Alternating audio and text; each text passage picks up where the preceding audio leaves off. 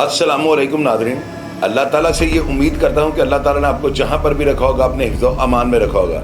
एहसन शाह की audio leak का मामला, मैंने आप सब लोगों को जो है ना, जहाँ पर भी मैं देखा जाता हूँ, मैंने अक्सर प्रोग्राम में आपको ये कहा था कि एहसन शाह जो है ना, इसने शकील भट्ट को धमकियाँ लगाई हैं।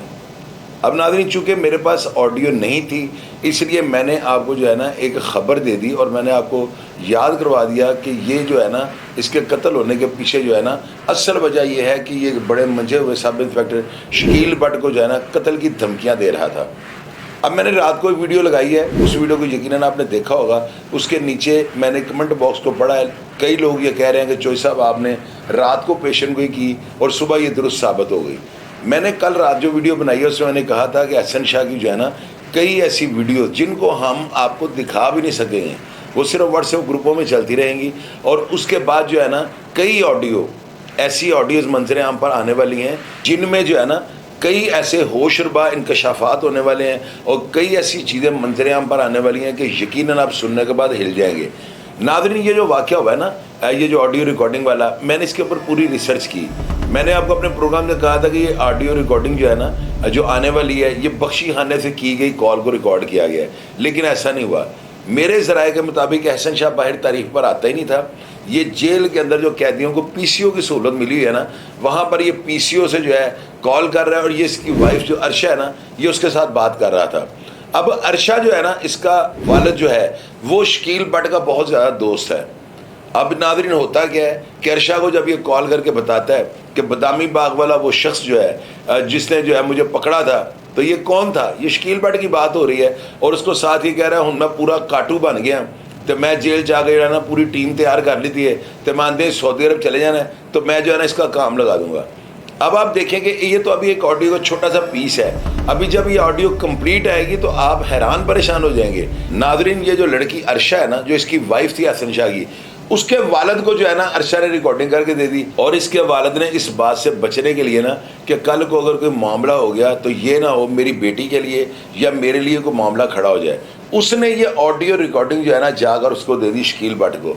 जब शकील भट्ट को ये ऑडियो पहुंचती है तो उसके बाद सारा महकमा जो हरकत में आ गया। उन्होंने इसका खोज लगाया और ये जानना चाहा कि ये ऑडियो आई कहाँ से है। जाहिर है जब ऑडियो आ गई तो ये पता करना कि ये ऑडियो कहाँ से रिकॉर्ड हुई है, ये कोई इतना मुश्किल काम नहीं था। बख्शियाने में वो आ नहीं सकता क्योंकि उसका केस जो है ना जेल के अंदर ट्रायल हो रहा है। अब नाज़रीन, जेल के अंदर जो है ना पीसीओ से रिकॉर्डिंग होना, ये भी बड़ा एक इम्पॉसिबल और बड़ा मुश्किल काम था, बल्कि नामुमकिन था। ये मुझे अंदाज़ा है कि जेल के पीसीओ से जब आप कॉल कर रहे होते हैं ना, अंदर से जब आप जो भी कॉल जिसको भी कॉल करते हैं, वो सारा डाटा सॉफ्टवेयर में सेव हो रहा होता है। लेकिन आप देखें किस तरह कोड वर्ड में ये एहसन शाह सारी बात कर रहा है, लेकिन जो समझदार और अहले अकल है उनको फ़ौरन समझ आ जाएगी ये किससे बात कर रहा है और क्या बात कर रहा है, और इस बात के पीछे क्या ऐसी चीज़ है जो वो बताए बगैर भी जो है ना समझाने की कोशिश कर रहा है। सबसे पहले आप ये ऑडियो सुना। नहीं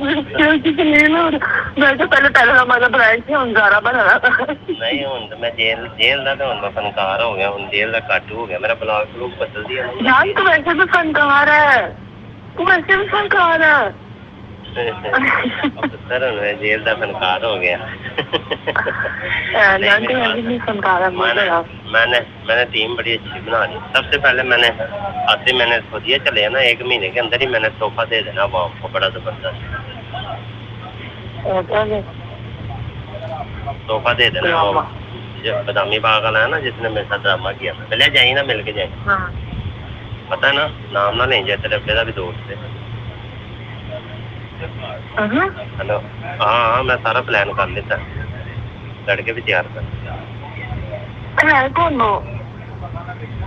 तेरे पापा का दोस्त कौन है जो मुझे पकड़ के ले गया? हाँ हाँ, पूरा सेट कर दिया इंशाल्लाह 1 महीने के अंदर ही।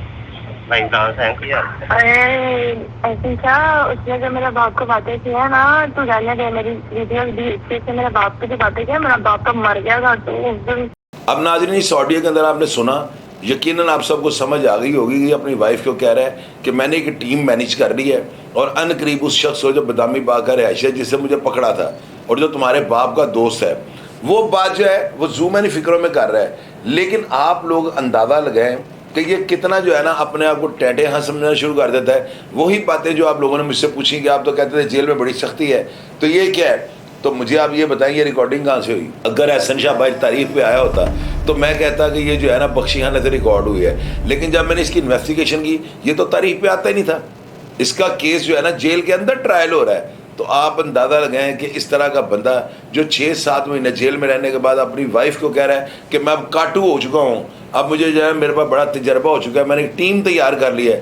تو یہ باتیں کرنے والا بندہ اگر پولیس مقابلے میں مارا گیا ہے، آپ لوگ کہتے ہیں جیلی پولیس مقابلہ ہے، بھائی میں خود کہتا ہوں چلیں یہ جیلی لگا لیں. اگر یہ جیلی پولیس مقابلہ بھی تھا تو کیا یہ غلط ہوا ہے؟ یہی وہ باتیں ہیں جن کو میں آپ سے بار بار آپ سے ریپیٹ کرتا ہوں. میں چاہتا ہوں کہ میرے نوجوان جو ہے نا ان باتوں سے سبق حاصل کریں اور ان کو یہ اندازہ ہو جائے کہ یہ شخص جو باتیں کر رہا ہے نا یہ 110% ہے.